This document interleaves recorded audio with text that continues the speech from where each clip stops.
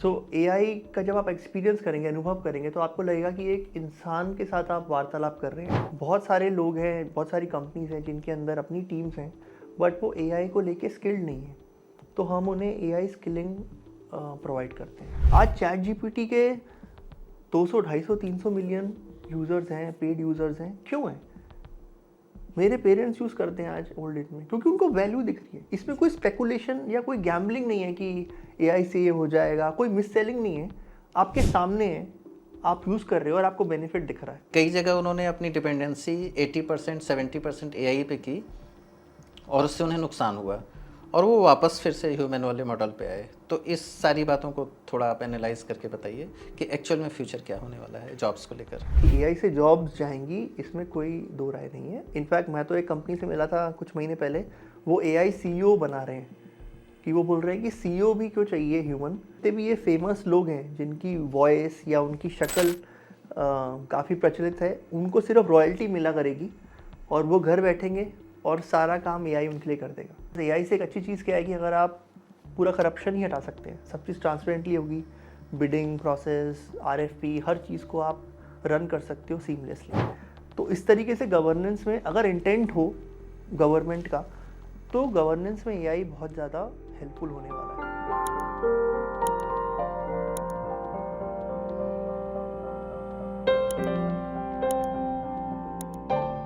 नमस्कार, the economic times Hindi के podcast startup यात्रा में आपका स्वागत है। यहाँ हम मिलते हैं उन लोगों से जो भारत में टेक्नोलॉजी और इनोवेशन का भविष्य लिख रहे हैं। आज हमारे साथ हैं कार्तिक, जिन्होंने कई बड़े कारपोरेट्स के साथ काम करने के बाद स्टार्टअप की दुनिया में कदम रखा और डिकोड एआई और एग्निशियो एआई जैसे न्यू एज वेंचर्स खड़े किए। आज हम उनसे बात करेंगे एआई स्टार्टअप्स की चुनौतियों के बारे में और इस बारे में कि आने वाले 5 सालों में एआई हमारे काम और ज़िंदगी को कैसे बदले। तो चलिए शुरू करते हैं एआई की दुनिया का सफ़र कार्तिक के साथ। कार्तिक, आपका स्वागत है। सबसे पहले हम बात शुरू करेंगे आपके एजुकेशनल बैकग्राउंड को लेकर और आपका जो फैमिली बैकग्राउंड है कि किस तरीके से आपने कहाँ से अपनी जर्नी स्टार्ट की, कहाँ से आपकी पढ़ाई शुरू हुई और फिर किस तरह से आगे जर्नी आपकी बढ़ी। जी धन्यवाद दिनेश जी, आपके शो में बुलाने के लिए मुझे। मेरा जन्म दिल्ली में हुआ और मैंने अपनी स्कूलिंग हंसराट मॉडल स्कूल से करी पंजाबी बाग में, और फिर मैंने आईआईटी रुड़की से टेक्नोलॉजी और इंजीनियरिंग की पढ़ाई करी। मेरा शुरू से ही इंटरेस्ट और रुचि IT, data science, AI field में रहा और मेरे पेरेंट्स ने भी इसमें काफ़ी प्रोत्साहन किया मुझे टेक्नोलॉजी समझने के लिए। यंग एज में मुझे एक्सपोजर मिला कंप्यूटर्स के बारे में, और मेरे सिस्टर थी, वो भी आईटी फील्ड में थी, तो उनसे भी काफ़ी प्रेरणा मिली जी। और इससे मेरा एक जर्नी शुरू हुई आईटी के अच्छा, दिशा में। तो आज हम पिछले करीब 1.5 से चारों तरफ एआई एआई सुन रहे हैं, यानी कि हर कोई अब एआई के बारे में बात कर रहा है। लेकिन आपने सबसे पहले एआई के बारे में कब सुना और कब आपका डायरेक्ट उससे कह लीजिए कि इंटरेक्शन या मुठभेड़ हुई आर्टिफिशियल इंटेलिजेंस से? मैंने सबसे पहली बारी एआई के बारे में समझा जब मैं आईआईटी में था 2005 में। अच्छा, क्योंकि जैसे करीब 20 साल पहले की बात करीब होगी 20 साल इससे। पहले की बात है। और अगर आप वैसे देखें तो एआई तो 1951 1952 से रिसर्च पेपर्स पब्लिश्ड है एआई के ऊपर। अच्छा। तो ये बहुत पुरानी टेक्नोलॉजी है, लेकिन अभी रिसेंटली क्योंकि हमें चैट जीपीटी और ये सब वर्ड सुन के एक हाउस होल्ड नेम बन गया है, लेकिन एआई के ऊपर काम और रिसर्च, मशीन लर्निंग के ऊपर काम पिछले 60 70 80 सालों से हो रहा है। जी। तो जितने भी हमारे तकनीकी इंस्टीट्यूट्स हैं, जैसे आईआईटीज़ हैं, इनमें रिसर्च तब से चल रही है। तो जब मैं फर्स्ट ईयर में गया था तब मैंने भी एआई और मशीन लर्निंग के बल्कि बारे में मुझे याद आ रहा है आईबीएम की एक बार मैं हिस्ट्री पढ़ रहा था, तो उसमें मैंने पढ़ा था कि आईबीएम वो एक कंपनी थी जिसने बहुत लंबे समय से इस पर काम करना या सोचना स्टार्ट किया था। मतलब मुझे मालूम नहीं, मैं सही हूँ कि नहीं। हाँ। आईबीएम ने इनफैक्ट वॉटसन भी लॉन्च किया था, सबसे जी। पहला बॉट आईबीएम ने ही लॉन्च किया। फिर गैरी कैस्परोव के साथ आपने सुना होगा एक प्रोग्राम बनाया गया था। तो आईबीएम क्योंकि बहुत पुरानी आईटी कंपनी है, in fact one of the oldest technology companies हैं, तो वो काफ़ी टाइम से इस पर काम कर रहे हैं। आप सही कह रहे हैं। लेकिन फिर माइक्रोसॉफ्ट, गूगल, अगर आप देखेंगे कि ये जितनी भी बड़ी सॉफ्टवेयर कंपनीज हैं, ये अपने इंटरनल सिस्टम्स में मशीन लर्निंग को यूज़ कर ही रहे थे काफ़ी सालों से। बट अब इतना जग जाहिर इसलिए हो गया क्योंकि सबके पास डिवाइसेस हैं, जी। जीपीयूज और कंप्यूटिंग सस्ती हो गई है, नेटवर्क स्पीड अच्छी हो गई है, सब लोग 5G यूज़ कर रहे हैं, तो बहुत ज़्यादा डेटा अवेलेबल है और उसके ऊपर मोनेटाइज करना आसान हो गया है। इसलिए बहुत सारे B2C यूज़ केस आ गए हैं AI के। अदरवाइज ये सारी बड़ी टेक कंपनीज अपने इंटरनल सिस्टम्स में AI बहुत सालों से यूज़ कर ही रहे हैं। अच्छा, तो अगर हम एक आम आदमी को समझाना चाहें कि जो नॉर्मल कंप्यूटिंग सिस्टम जो अब तक वो देखता आया है, भारत में कंप्यूटर आने के बाद से अभी तक, और एआई, इन दोनों के बीच कौन सी ऐसी चीज़ है जो डिफरेंशिएट करती है? देखिए AI एक इंग्लिश में सेइंग भी है कि AI फील्स लाइक मैजिक। जैसे अगर आप कंप्यूटर्स के साथ काम करते हैं तो आप समझते हैं कि कंप्यूटर्स को आप एक टास्क देते हैं, समझाते हैं, एक डिटर्मिनिस्टिक सिस्टम है, जी। रूल बेस्ड सिस्टम है। जी। तो हम सब ने देखा है कि आप एक्सेल में डालेंगे तो ये फॉर्मूला निकलेगा। AI में आपने देखा होगा कि वो आपको ऑलमोस्ट समझ जाता है। अगर आपने यूज़ हाँ। करेंगे AI सिस्टम तो वो मैजिक की तरह फील करता है। और AI की अगर आप परिभाषा भी देखेंगे कि एक कंप्यूटर साइंस का सबसेट है जिसमें हम ये बात करते हैं कि इंसानों की तरह सोचने और एक्शन लेने की क्षमता रखना। सो AI का जब आप एक्सपीरियंस करेंगे, अनुभव करेंगे, तो आपको लगेगा कि एक इंसान के साथ आप वार्तालाप कर रहे हैं। हाँ, एक इंसान वो आपसे एक बात कर रहा सीमलेस है। एक्सपीरियंस हो जाता है कि करेक्ट। वो कोई व्यक्ति आर्टिफिशियल हाँ, हाँ, नहीं लगता है। मतलब हाँ, अभी रियल बात ये हो रही है कि AI शुड नॉट फील मतलब बिल्कुल। इंटेलिजेंस ही है, जी। वो ऑगमेंटेड इंटेलिजेंस है, ह्यूमन जी। Plus machine. जी। ठीक। तो उसके बाद से जब आपने आईआईटी रुड़की से पास आउट हुए, आपने कुछ कॉरपोरेट्स के साथ काम स्टार्ट किया था। उस समय कितना समय आपने बिताया और क्या एक्सपीरियंस रहा वहाँ पर आपका? मैंने नेस्ले में काम किया, जी। जिसमें lean, six sigma, technology, manufacturing space में समझा। फिर मैंने डिलॉयट में काम किया। डिलॉयट में भी technology implementation across verticals, across different countries, different sectors, उसमें काफ़ी एक्सपोजर मिला 3-4 साल। फिर मैंने नेस्पर्स में काम किया, जो कि एक इंटरनेट कॉन्ग्लोमरेट है जिसके अंदर पेयू एक कंपनी सेटअप हो रही थी तब, पेमेंट गेटवे की। उसमें काम किया।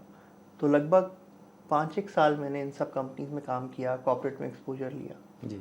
और उसके बाद फिर मैंने अपना काम करने का एक डिसीजन लिया। तो 2 बातें हैं इसमें। एक तो ये कि आपने अपना काम करने के बारे में सोचा।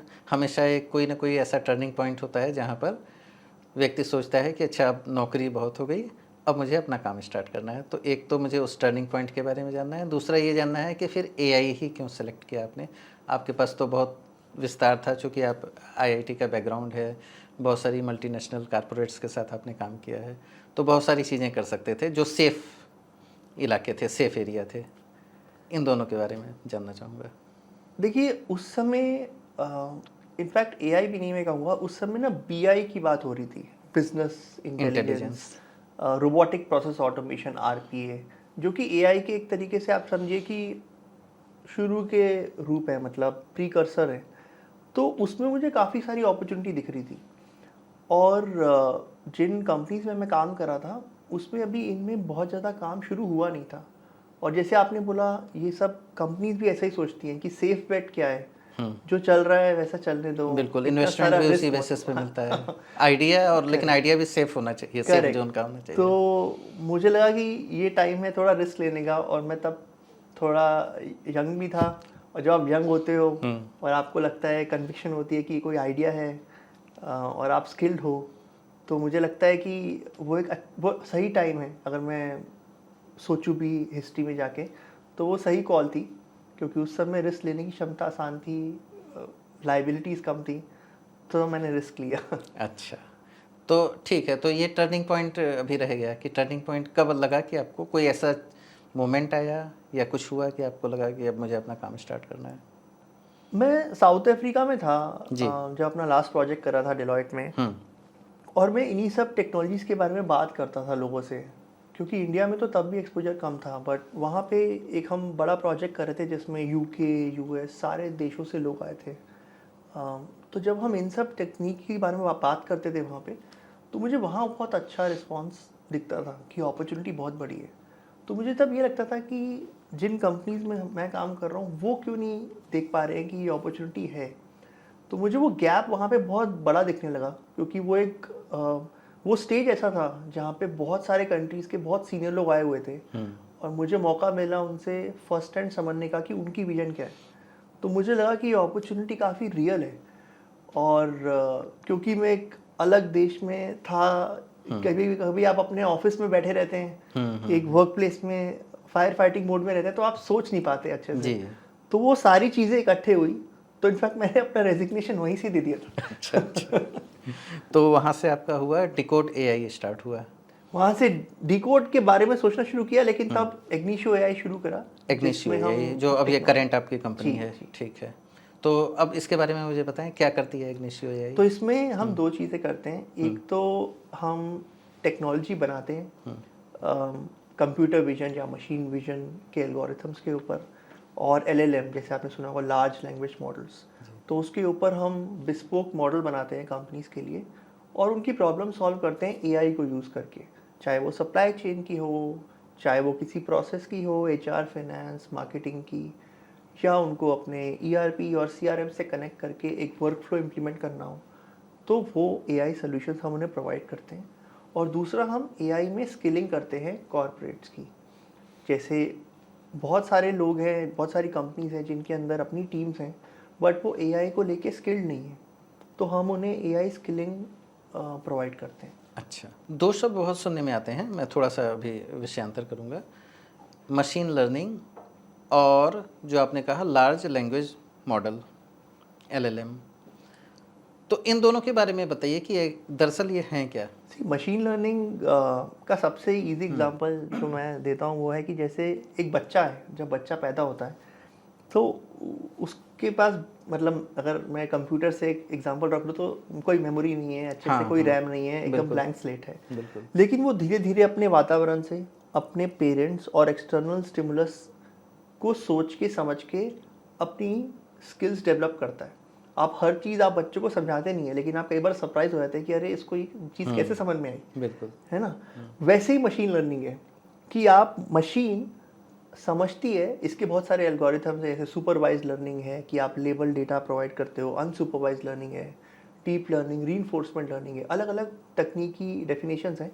बट आप बेसिकली मशीन को या सॉफ्टवेयर को ये सिखा रहे हो कि वो इंसान की तरह कैसे परख और एक्सपीरियंस रखे, कुछ डेटा को समझ के, कुछ एक्सटर्नल एनवायरनमेंट को समझ के, और जब वो अपनी इंटेलिजेंस डेवलप करता है तो वो सिस्टम हम बोलते हैं कि एआई उसमें आ गई है जी। तो जब मशीन जब तक सीख रही है, वो जब इम्प्लीमेंट करने लगी तो वो एआई बन गया।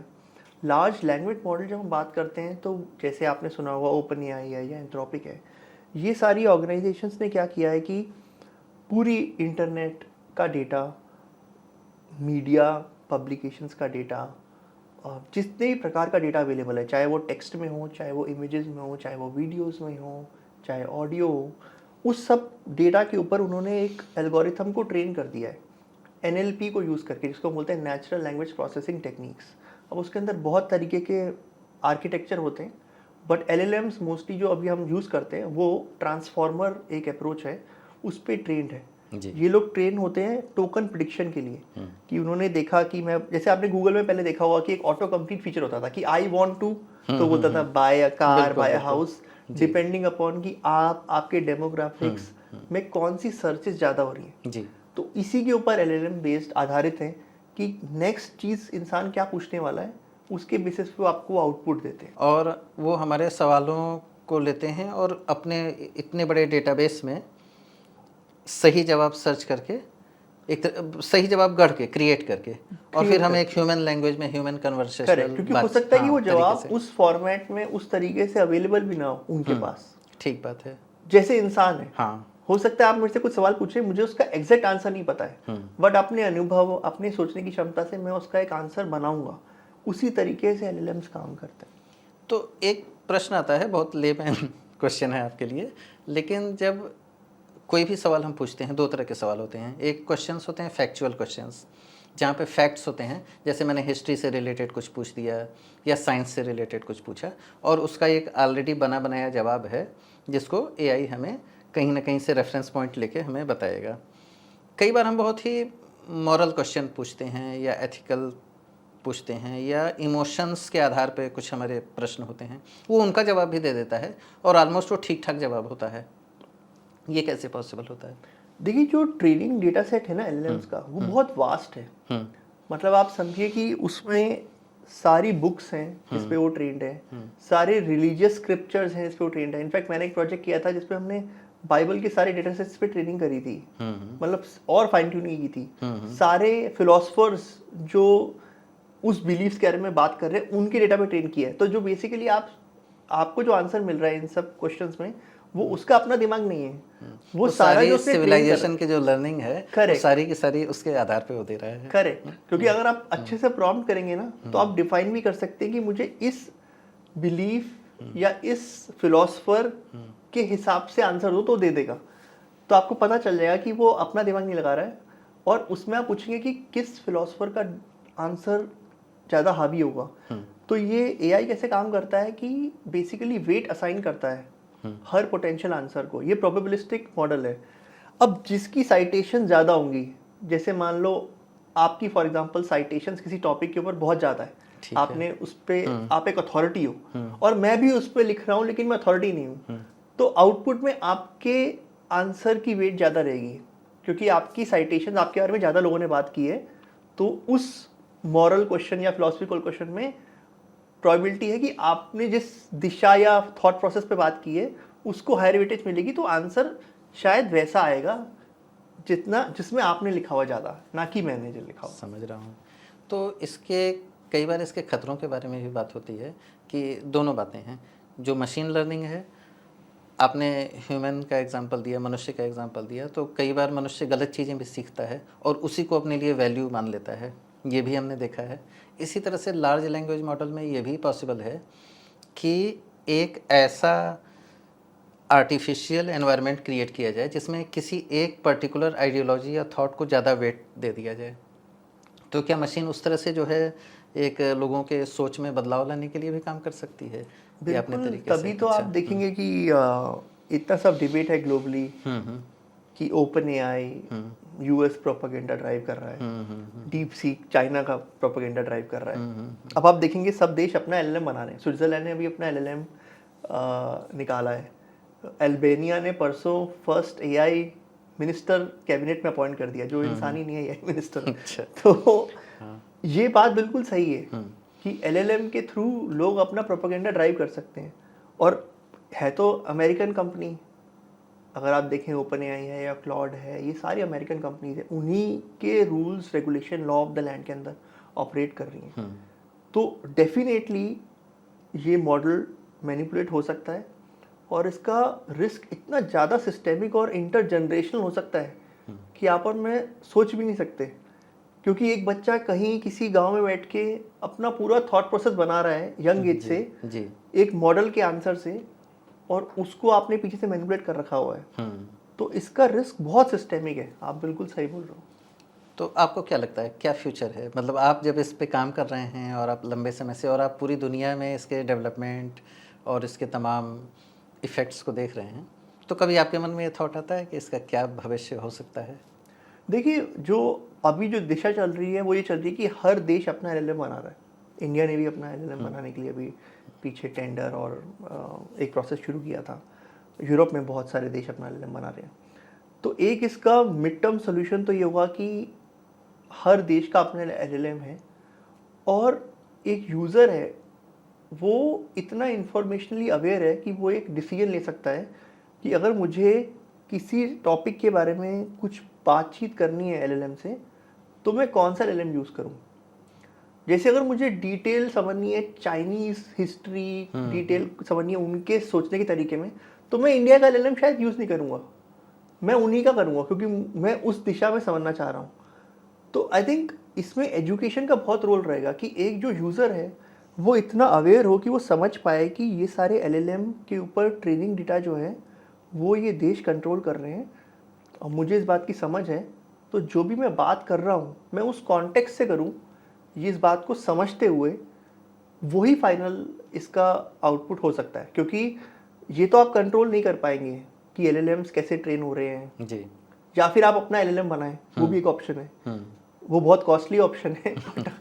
आप जैसे कई कंपनीज बनाती हैं कि आप अपना स्क्रैच से पूरा एलएलएम खुद बनाएं, अपने जीपीयू क्लस्टर लगाएं, अपना फाउंडेशन मॉडल बनाएं, ट्रेन करें, ओपन सोर्स, वो भी ऑप्शन है। या फिर जिसे हम एक चीज़ बोलते हैं rag model, retrieval augmented generation.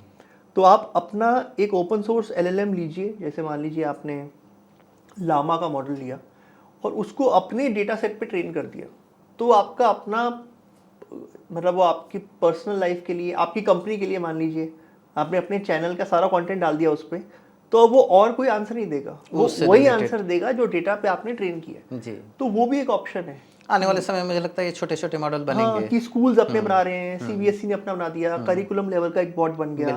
तो यूजर के पास ऑप्शन है कि मैं किस एलएलएम से बातचीत करूं, किस टॉपिक पे। बट उसको उतना समझ देना भी एक सोसाइटी का काम रहेगा कि वो मिसगाइड ना हो यूजर। बिल्कुल। और जो बात आपने कही कि अलग अलग कंट्रीज अपना अपना खुद बना रही हैं लार्ज लैंग्वेज मॉडल या अपना खुद का एआई बना रही हैं, तो मुझे लगता है शायद यही आंसर है कि एटलीस्ट किसी एक की मोनोपोली नहीं रहेगी और जो एंड यूज़र है उसके पास अगर इस बात की समझ रहेगी कि हाँ, ये अगर मेरे पास 7 ऑप्शन हैं तो ये सातों अलग अलग हैं और मैं तय कर सकता हूँ कि मुझे किस ऑप्शन से अपने आप को एसोसिएट करना है। करेक्ट। अगला क्वेश्चन मेरा है कि आज के समय में एआई अपने आप में एक बहुत बड़ा इकोसिस्टम बनता जा रहा है और इतनी तेज़ी से बदल रहा है सब कुछ कि हमारे देखते देखते मुझे लगता है 1-1.5 साल में बहुत सारी चीज़ों में उसका इन्वॉल्वमेंट आ गया। मीडिया से लेकर मैं देख रहा हूँ एजुकेशन और तमाम क्षेत्रों में, मतलब हर कोई इस समय एआई की बात कर रहा है। आपको क्या लगता है ये उसकी तरह तो नहीं है एक जैसे एक .com बबल बस्ट आया था कि एकदम से ये हुआ कि इंटरनेट हुआ, बहुत सारी कंपनीज आ गई ये 2002 के आसपास, लेकिन उनके पास वो उसका इंफ्रास्ट्रक्चर नहीं था और लोग रेडी नहीं थे इसके लिए। ये वैसा है या ये रियलिटी है और इसके चैलेंजेस क्या हैं? देखिए, मुझे लगता है कि कोई भी मतलब बबल या हम कोई भी ऐसी ब्लैक स्वन इवेंट की जब बात करते हैं तो उसमें क्या होता है कि अंडरलाइंग कोई सर्व, जैसे इवन आपने सुना हो क्रिप्टो के ऊपर काफ़ी डिबेट होती है क्योंकि उसमें कोई अंडरलाइंग वैल्यू प्रोपोजिशन डिराइव नहीं होती है, स्पेकुलेटिव होती है। जहाँ पे भी आप कोई चीज़ स्पेकुलेशन के उद्देश्य से कर रहे हैं कि आपके पास कोई अंडरलाइंग लॉजिक नहीं है, आप केवल स्पेकुलेशन कर रहे हैं, which is a sophisticated form of gambling. तो ये सारे इश्यूज आते हैं कि बबल हो रहा है, ये हो रहा है। बट जब हम एआई की बात करते हैं तो ये एक एस्टैब्लिश टेक्नोलॉजी है जिसका एक यूज़ केस है, जिसका बेनिफिट है, जिसकी वैल्यू दिख रही है यूज़र्स को। आज चैट जीपीटी के 200, 250, 300 मिलियन यूज़र्स हैं, पेड यूज़र्स हैं। क्यों हैं? मेरे पेरेंट्स यूज़ करते हैं आज ओल्ड एज में क्योंकि उनको वैल्यू दिख रही है। इसमें कोई स्पेकुलेशन या कोई गैम्बलिंग नहीं है कि एआई से ये हो जाएगा, कोई मिस सेलिंग नहीं है, आपके सामने है, आप यूज़ कर रहे हो और आपको बेनिफिट दिख रहा है। तो मुझे नहीं लगता कि एआई कोई स्पेकुलेटिव टेक्नोलॉजी है। हाँ, कई बारी कुछ ऑर्गेनाइजेशंस और स्पेशली स्टार्टअप इकोसिस्टम में जहाँ पे लोग वेंचर कैपिटल रेज करना चाहते हैं, बहुत एम्बिशियस होते हैं, तो बहुत ज़्यादा मिस सेलिंग कई बार ज़रूर करते हैं लोग कि मतलब ओवर कमिटिंग की क्या एआई कर सकता है। एआई डेफिनेटली कुछ कर सकता है, वो हम सब देख रहे हैं उसकी वैल्यू प्रोपोजिशन, लेकिन उसको और ओवर कमिट करना कि जैसे हम आजकल बोलते हैं एजीआई, आर्टिफिशियल जनरल इंटेलिजेंस, कि आपने एक ऐसी एआई बना दी जिसको आपके बारे में सब खुद ही समझ में आ रहा है, खुद ही डिसीजन कर रहा है। जैसे हम बोलते हैं कि एआई को मैंने बोला टिकट बुक करो तो उसने मेरे हिसाब से एक टिकट बुक कर दी, लेकिन अब हम एआई बोलते हैं कि ये भी बोलने की ज़रूरत नहीं है, वो अपने आप समझेगा कि आपकी बात हो रही है घर में, आपका कैलेंडर में ये इनवाइट आया है तो आपको टिकट तो चाहिए होगी, तो आपके बेसिस पे आपका इंटरप्रेट करना, टिकट खुद बुक कर देना। इनफैक्ट एक मूवी भी आई थी last year, I don't know अगर आपने देखी हो, CTRL करके एक मूवी आई थी। हाँ, तो उसमें ऐसा ही था कि भाई वो एक एक्ट्रेस थी, उसने बोला कि take control of my life, कि एआई को बोला कि मेरी लाइफ रन करो, तो उसको अपना सारा व्हाट्सएप का पासवर्ड दे दिया, ईमेल, कैमरा का एक्सेस दे दिया कि मेरी लाइफ को समझो और समझ के मेरी लाइफ मेरे लिए रन करो, एग्जीक्यूट करो। तो अब ये एक एक्सट्रीम एंड हो जाएगा जिसको हम बोल सकते हैं थोड़ा स्पेकुलेटिव, थोड़ा सा ओवर कमिटमेंट।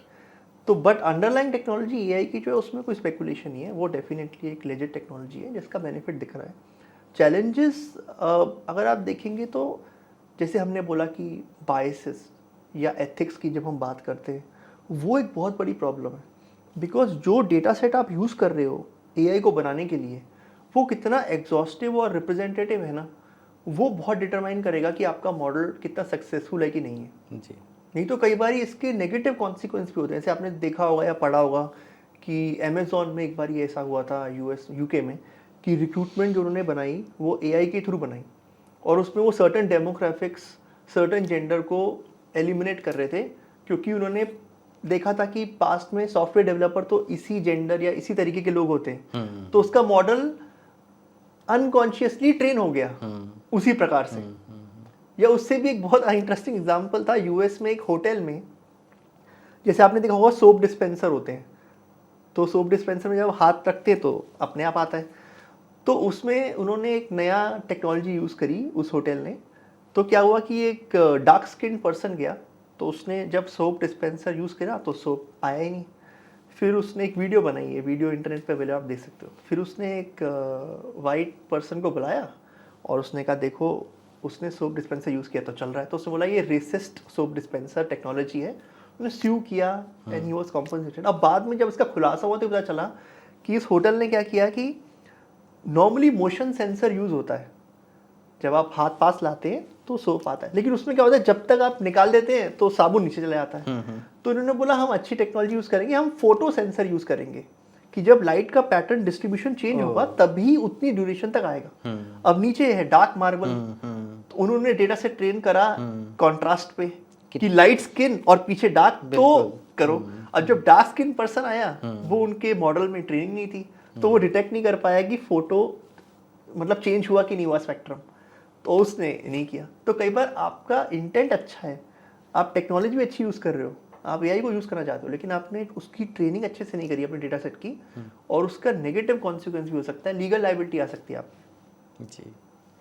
अब यहाँ पे एक और प्रश्न है मेरा जॉब्स को लेकर। जॉब्स को लेकर तरह तरह के कंट्राडिक्टरी बातें सामने आती हैं। उसमें 2-3 चीज़ें हैं, जैसे कि बीच में ये हुआ था कि एआई बहुत सारी जॉब्स ले लेगा। फिर इस तरह की बात उठी कि नहीं, जो लो स्किल्स के लोग हैं उनके लिए ये संकट आएगा और जो उनके पास डिफरेंट स्किल्स हैं उनके लिए और ज़्यादा जॉब क्रिएट्स होंगी।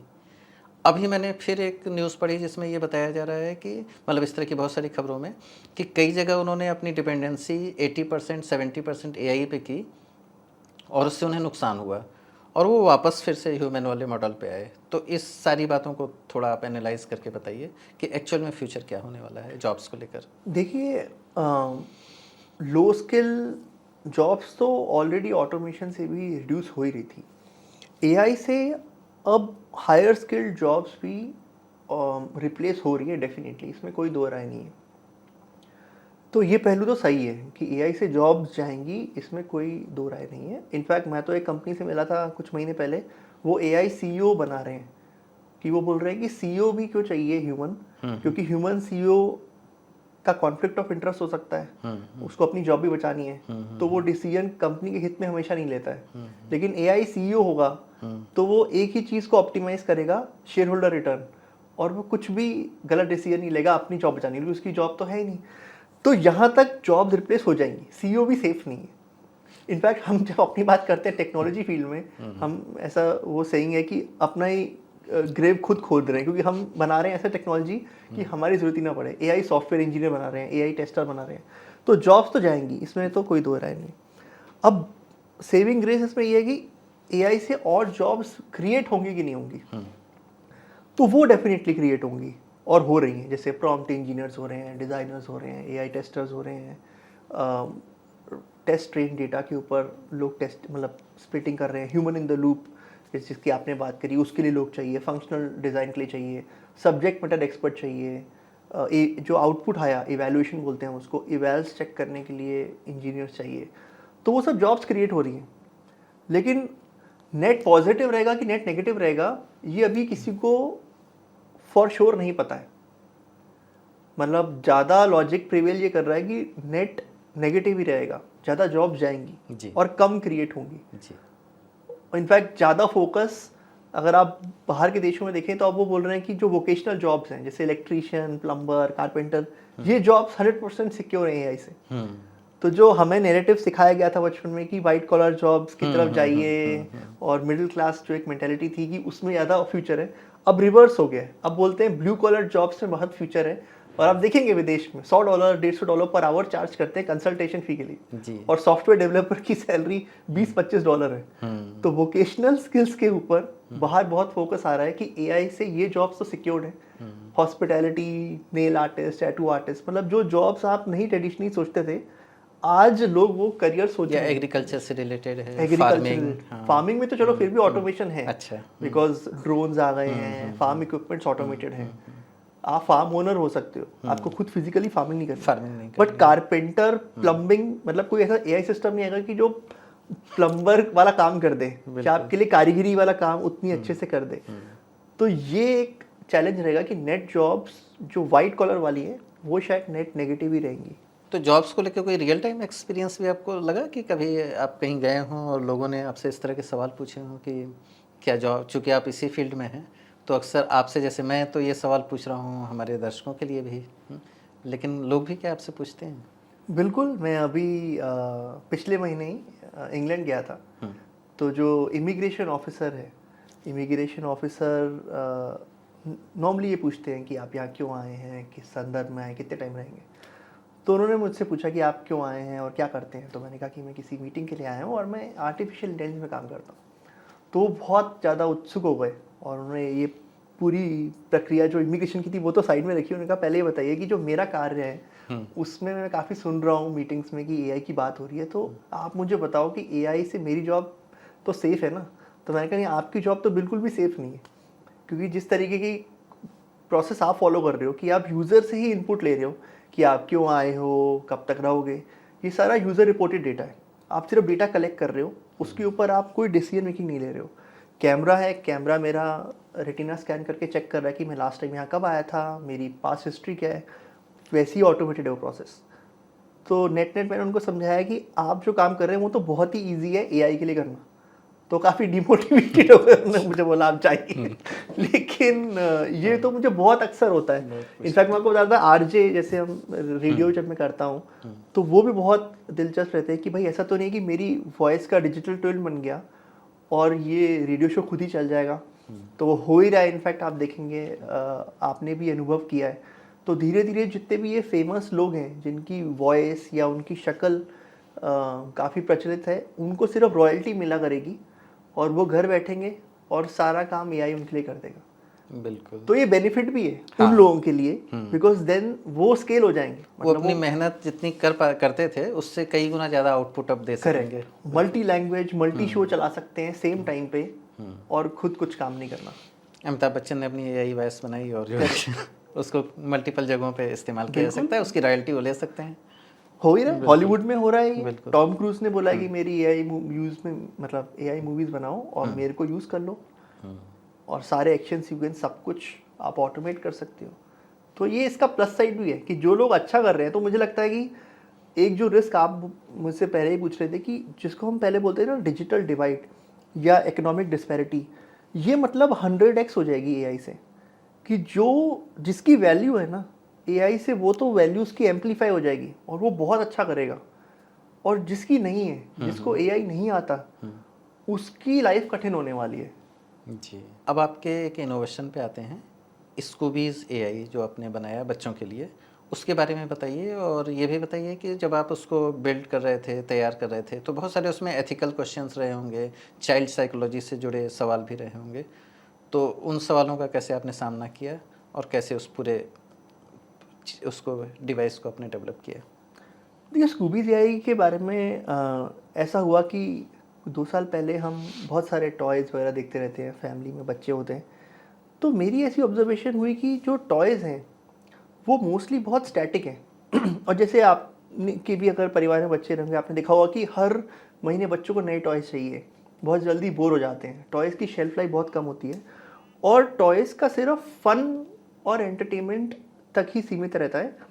या फिर आप रोबोट वाले टॉय ले लो तो एकेडमिक टॉय है, बच्चों को पसंद नहीं आता, वो पेरेंट्स ही उनके लिए डिसाइड करते हैं।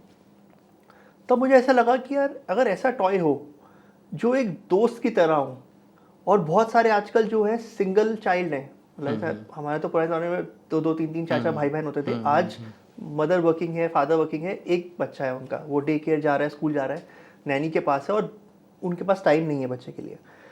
तो एक एआई सिबलिंग या एआई कंपेनियन टाइप हो, मतलब खिलौना भी ना कहें उसे, वो बनाने की एक thought process I.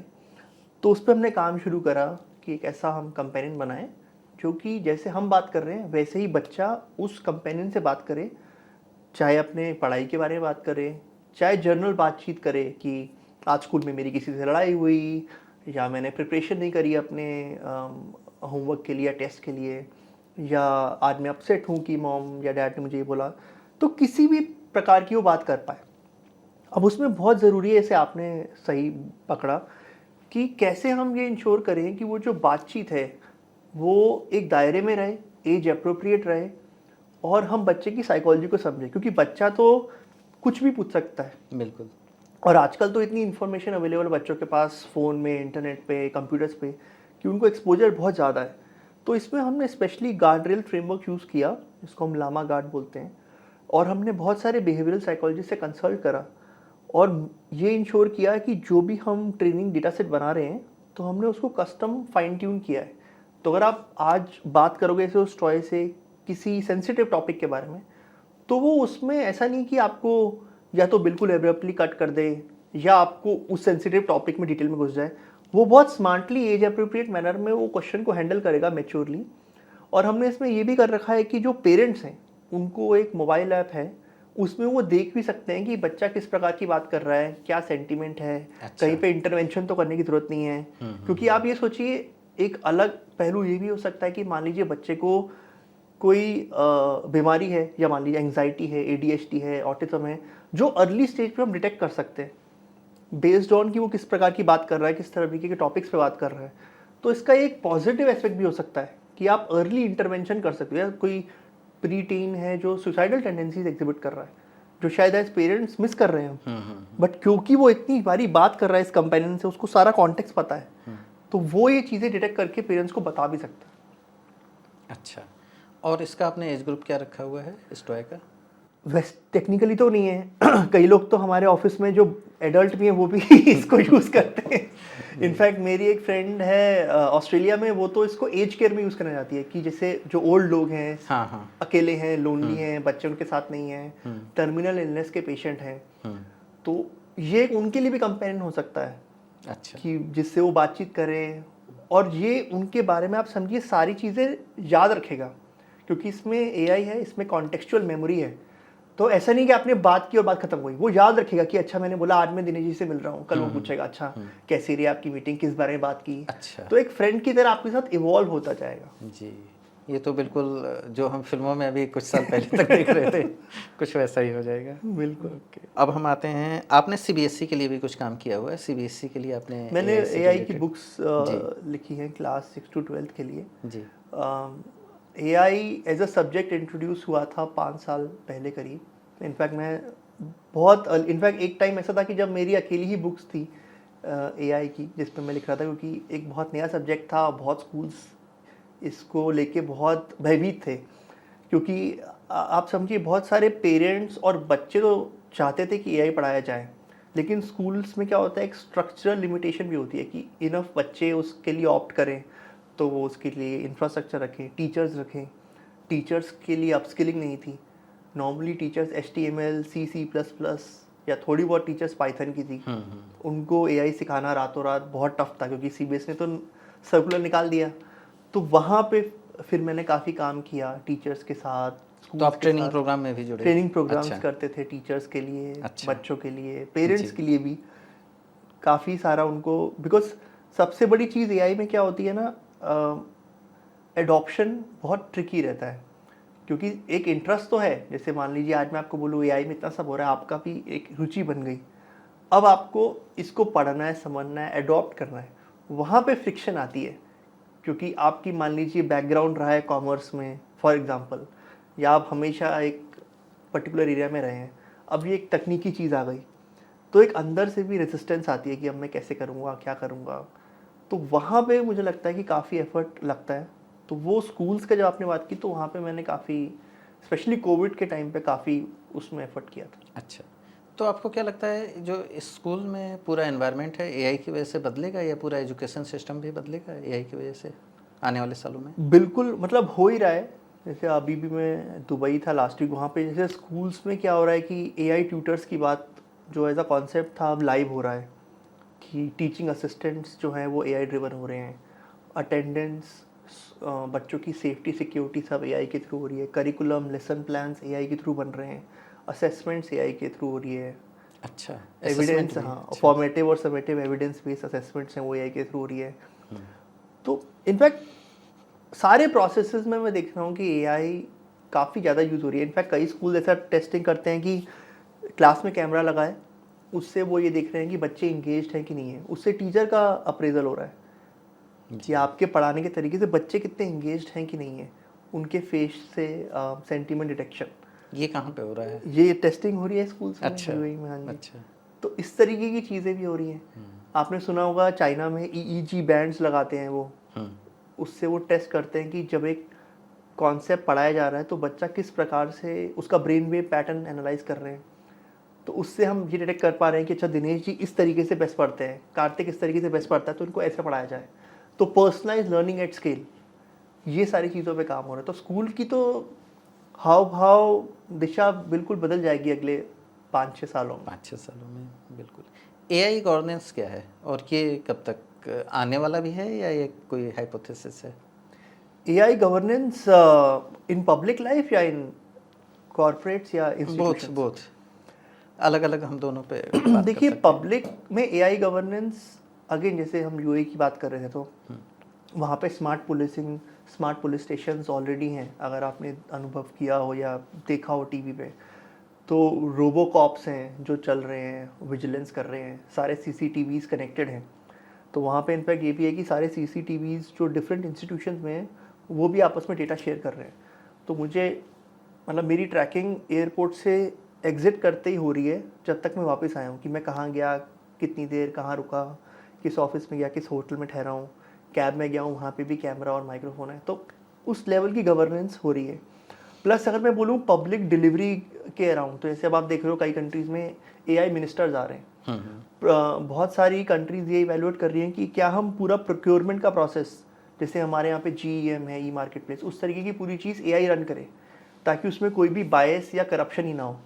Because AI से एक अच्छी चीज़ क्या है कि अगर आप पूरा करप्शन ही हटा सकते हैं, सब चीज़ ट्रांसपेरेंटली होगी, बिडिंग प्रोसेस, आरएफपी, हर चीज़ को आप रन कर सकते हो सीमलेसली। तो इस तरीके से गवर्नेंस में अगर इंटेंट हो गवर्नमेंट का, तो गवर्नेंस में एआई बहुत ज़्यादा हेल्पफुल होने वाला है। सिमिलरली आप देखेंगे कंपनीज़ में भी अब, जिसको हम गवर्नेंस ईएसजी के अंतर्गत आता है, तो गवर्नेंस में भी अब बहुत ज़्यादा एआई यूज़ हो रहा है in reporting, MIS, directly from the source आप डेटा फेच कर सकते हो। तो अभी तो क्या है कि बहुत सारे लोग उसको मैनुअली डेटा को लेते हैं, फिर उसमें मैनिपुलेशन की पॉसिबिलिटी है। बट अगर आप डायरेक्ट सोर्स से डेटा लेके रिपोर्टिंग कर रहे हो तो उसमें एरर्स कम होंगे जी। तो गवर्नेंस कॉर्पोरेट्स और ऑर्गेनाइजेशंस में भी, जैसे चीफ एथिक ऑफिसर, ये सब रोल्स अब क्रिएट हो रहे हैं, तो उसमें भी एआई काफ़ी यूज़फुल होने वाला है आने वाले टाइम में। तो हम ये कह सकते हैं कि कोई भी सेक्टर हो, चाहे वो हेल्थ केयर हो, एजुकेशन हो या कारपोरेट्स हों, हर जगह एआई का असर देखने को मिलेगा आने वाले सालों में। हर जॉब, हर प्रोफेशन में आप देखोगे। बट जैसे मैंने बोला, कई ब्लू कॉलर रोल, ऐसे मैं एक दिन अपने बाल कटा रहा था, तो मेरे बात पर ने कहा कि सर मुझे नहीं लगता नहीं है कि मेरी जॉब एआई ले सकता। मैंने कहा एआई नहीं ले पाएगा शायद बात पर की जॉब। आर्टिफिशियल इंटेलिजेंस जैसे जैसे हमारी लाइफ में दाखिल होता जाएगा, हमें कई तरह से कह लीजिए कि हमारे इमोशंस को, हमारे काम करने के तरीके को भी ड्राइव करेगा। तो मेरा सवाल ये था कि चूँकि आप लगातार इससे जुड़े हुए हैं और आप दुनिया भर में इसके डिफरेंट जो इम्प्लीमेंटेशन हैं, इनोवेशंस हैं, उसको भी देख रहे हैं, तो एआई का इंटेलिजेंट यूज़ कैसे कर सकते हैं हम, इसके बारे में आप थोड़ा गाइड करिए। देखिए, मैं अगर अपना एग्जांपल लूँ जी। तो मैं तो अपनी पर्सनल लाइफ में मैंने क्या कर रखा है कि जैसे एजेंट मोड होता है एक, जैसे अगर आप कोई भी यूज़ करते हैं, एलएलएम, ओपन एआई है या एंथ्रोपिक है, तो मैंने तो उसके अंदर क्या कर रखा है कि अपने सारे प्रोजेक्ट बना रखे हैं। जैसे मान लीजिए मेरे ट्रैवल का, मेरे फिटनेस का, मेरे वर्क का, मेरे इन्वेस्टमेंट्स का, मेरे घर का, हर चीज़ के उसमें प्रोजेक्ट्स हैं, इसमें मैंने डेटा से उसको ट्रेन कर रखा हुआ है। तो मैं तो सिंपली उससे पूछता हूँ, जैसे वो मेरी ईमेल से भी कनेक्ट है, उसमें कनेक्टर मोड होता है, तो मेरी ईमेल, मेरा WhatsApp, teams, one drive, Google drive, सब उसमें कनेक्टेड है। तो मुझे ऐसे मान लीजिए अगर आपसे आज मिलना है, तो मैं अपनी ईमेल, व्हाट्सएप उसमें कुछ चेक नहीं करता, मैं उसमें पूछता हूँ कि आज मैं दिनेश जी से मिल रहा हूँ, कहाँ पे, कितने बजे, और क्या एजेंडा है। तो वो सब चीज़ें समझ के मुझे समरी बता देता है कि इनसे आपको इतने बजे मिलना है। अब जैसे आपके केस में जो लोकेशन उसमें नहीं आ रही थी कि कहाँ है, तभी मैं आपसे पूछ रहा था, शेयर नहीं की तो क्योंकि उसमें समरी में आया था कि इतने बजे इनसे मिलना है, लोकेशन नॉट क्लियर, ये एजेंडा था, ये बात होनी है इस टॉपिक पे। तो उस तरीके से मैं अपनी रन करता हूँ लाइफ। मान लीजिए इन्वेस्टमेंट्स है, टैक्स फाइलिंग करनी है, उसमें ऑटोमेटिकली क्रिएट कर देता है क्योंकि उसको मेरी सारी इन्वेस्टमेंट्स पता है, सारी इनकम स्टेटमेंट्स पता है। अगर मान लीजिए कोई क्वेरी भी आती है कभी किसी डिपार्टमेंट से, तो मैं सिर्फ इसमें डाल सकता हूँ कि ये क्वेरी है, इसका जवाब दो। तो मुझे उस तरीके से सीए की ज़रूरत नहीं है। लीगल है, कोई भी लीगल डॉक्यूमेंट सारे उसमें डाल रखे हैं। तो कभी आपको मान लीजिए फ्यूचर में नोटिस आता है या किसी चीज़ का रिप्लाई करना है, तो मैं तो उसको अपना एक असिस्टेंट की तरह रन करता हूँ, अपनी लाइफ ऑपरेट करता हूँ। फिटनेस के लिए फ़ोटो खींचता हूँ, क्या खाया, मैक्रोस कैलकुलेट करता है, कितना प्रोटीन फैट दिन में आपने कितना खाया नहीं खाया। तो मैं अपनी पर्सनल लाइफ ऐसे रन करता हूँ। अच्छा, इसके खतरे भी हैं कि आपकी पर्सनल लाइफ बहुत ज़्यादा उसके डेटा जो है एक जगह इकट्ठा हो रहा है? देखिए, ये मैं अभी किसी से फ्लाइट में बात कर रहा था जो मैं कल आ रहा था, तो उसने बोला कि आप ओपन एआई को कनेक्ट कर दिया आपने गूगल से, तो ये तो बहुत रिस्क है कि आपने सब कनेक्ट कर दिया। तो मैंने कहा देखिए, ओपन एआई भी यूएस की कंपनी है, जीमेल भी यूएस की कंपनी है, दोनों सीआईए को सपोर्ट करेंगे अगर कुछ भी होगा। अगर मेरे डेटा, अगर ऐसा कुछ उसमें ऐसी चीज़ निकलती है, तो मैंने कहा, और ये सब लोग भाई भाई हैं। ओपन एआई गूगल क्लाउड को यूज़ करता है, अमेजॉन ओपन एआई यूज़ करता है, माइक्रोसॉफ्ट ओपन एआई में इन्वेस्टर है। मतलब ये सारी अगर जो आप यूज़ करते हो अपनी रोज़मर्रा में प्रोडक्ट्स या डिजिटल टूल्स, ये सारे कनेक्टेड हैं और मोस्टली अमेरिकन है। तो मैंने कहा मुझे अगर एक जगह पे हम फंसे या कभी अमेरिका ने कुछ बंद करा तो सब बंद होगा। तो ठीक, कोई एक किताब या कोई थिंकर या कोई ऐसा आपने पॉडकास्ट सुना हो या किसी को और भी किसी व्यक्ति से इंटरेक्ट किया हो जिसने आपके सोचने के तरीके को बदला हो? देखिए, वैसे तो बहुत मतलब मुझे पढ़ने का शौक़ है, मैं बहुत सारे मतलब वीडियोस भी देखता हूँ, बहुत सारी किताबें पढ़ता हूँ। बट मुझे लगता है कि बहुत अर्ली ऑन जब मैंने अपने करियर की शुरुआत की थी ना, तो एक बुक थी, पुरानी बुक है, 70s की है, द मिथिकल मैन मंथ करके एक बुक है जी। तो जैसे आपने सुना होगा कि जब पहले सॉफ्टवेयर इंडस्ट्री शुरू हुई थी ना, तो ऐसे हम बोलते थे कितने मैन आवर्स का काम है, कितने मैन मंथ्स का काम है, उस तरीके से डिटरमाइन करते थे कि कितना एफर्ट लगेगा किसी चीज़ को करने के लिए। तो उस बुक में कॉन्सेप्ट है कि अगर मैं सिंपल भाषा में समझाऊं कि अगर मुझे कोई काम जल्दी करना है, कोई प्रोजेक्ट जल्दी करना है या बेटर करना है, तो उसका आंसर ये नहीं है कि मैं ज़्यादा रिसोर्सेज डाल दूं। जैसे एआई वर्ल्ड में भी आप सब सुनेंगे तो लोग बोलेंगे अच्छा ज़्यादा पैसे होंगे, ज़्यादा जीपीयू डाल दोगे, ज़्यादा कंप्यूट डालोगे तो एआई मॉडल बेटर बनेगा। बट डीप सीक ने ये चीज़ प्रूव कर दी कि ऐसा नहीं है कि जस्ट बिकॉज आप ज़्यादा पैसे रिसोर्स डालोगे तो मॉडल अच्छा बन जाएगा, नहीं है। यान लिकून जो मेटा के चीफ एआई साइंटिस्ट, उन्होंने बोला है कि एक टाइम आएगा कि आप कितनी भी रिसोर्सेज डाल दो, जो एलएलएम का ट्रांसफॉर्मर मॉडल का आर्किटेक्चर है वो उसको सपोर्ट ही नहीं करेगा, बिकॉज सारे डेटा पे वो ट्रेन हो चुका होगा, सिंथेटिक डेटा पे आप आ जाओगे। तो मेरे लिए लर्निंग अर्ली ऑन ये रही थी कि क्योंकि उस समय ना ये बहुत प्रेवलेंट कॉन्सेप्ट था, आज भी एक लेमैन को ऐसा लगता है कि ज़्यादा रिसोर्सेज, ज़्यादा ह्यूमन लेबर डाल दोगे किसी प्रोसेस में तो शायद वो जल्दी हो जाएगा, बट ऐसा होता नहीं है। इट्स अबाउट कि आपने कितना स्मार्टली वो प्रोसेस बनाया है, अच्छे लोग, ऑर्केस्ट्रेशन उन लोगों की आपने कैसे करी है। अगर आप ऐसा करो तो एक 12 लोगों की कंपनी है जिसने व्हाट्सएप बनाया, 1.5 साल में 1 बिलियन में बिक भी गई। तो वो हमें अचीव करना है रादर देन कि resource heavy, human labour heavy हम सोचें कि हम बनाएंगे। तो इसलिए मैं जो भी करता हूँ उसमें ट्राई करता हूँ कि उस फर्स्ट प्रिंसिपल को रखूँ कि मतलब do I need so many resources किसी चीज़ में, या मैं इसे कैसे ऑप्टिमाइज़ कर सकता हूँ। मुझे याद है ट्विटर ने 2007 में एक सबको मेल भेजा था, जहाँ तक मुझे याद आ रहा है, और उसमें उन्होंने ये बताया था कि हम कहाँ से काम करते हैं। जो उनका जहाँ से उनके ऑपरेशंस होते थे वो बहुत समय बहुत छोटी कंपनी थी, और एक बड़ा सा हॉल था, इवन एक फ्रिज भी था जिसकी उन्होंने फ़ोटो खींच के जो है उसमें डाली हुई थी, और आज देखिए कितनी बड़ी करेक्ट चीज़ बन गई वो। तो मुझे लगता है वो एक थॉट प्रोसेस है, क्योंकि हम वो इंडस्ट्रियल एज और ब्रिटिश रूल के अंदर हम लोग ऐसे पहले बड़े हुए, हमारी लेगेसी वो है, तो हमारा थॉट प्रोसेस अभी भी वही है। पर्सनल लाइफ में भी आप देखोगे कि आप घर में कोई काम करा रहे हो, अच्छा ज़्यादा लेबर ले आओ, शायद जल्दी काम हो जाएगा अगर आप घर की मरम्मत करा रहे हो, बट वैसा होता नहीं है। ज़्यादा केओस, ज़्यादा कन्फ्यूजन होती है। रादर देन आप एक दो स्मार्टली स्किल्ड लोग हों, अच्छे से प्रोजेक्ट मैनेजमेंट करो, तो आप बेटर आउटपुट निकाल सकते हो। बिल्कुल। तो कार्तिक, आपकी फ्यूचर प्लानिंग क्या है अपने काम को लेके, अपनी कंपनी को लेकर? तो मुझे ऐसा लगता है कि एआई अभी जस्ट शुरू ही हुआ है। अगर आप देखेंगे, क्योंकि मैं जैसे 20 साल से एआई, मैंने आपको बताया कॉलेज में था तब से एआई के बारे में पढ़ रहा हूँ, लेकिन तब हमारे पास रिसोर्सेज नहीं थे, मॉडल्स नहीं थे, जीपीयूज नहीं थे, ट्रेनिंग डेटा नहीं मिलता था। अब तो आपके पास image, voice, text, multilingual, multi corpus data available है। तो मुझे लगता है एआई तो अब रियली में अब शुरू हुआ है, मतलब अभी तक तो ट्रेलर था। तो मैं तो पर्सनली बहुत बुलिश और एक्साइटेड हूँ एआई के यूज़ केसेस को लेके, एजुकेशन में, हेल्थ केयर में, एल्डरली केयर में, क्योंकि मुझे लगता है कि अभी तक हम बोलते थे कि इंडिया का डेमोग्राफिक डिविडेंड है, यूथ है, यंग पॉपुलेशन है, बट अगले 15 साल में वो सारे 65% of old population in the world will be in India.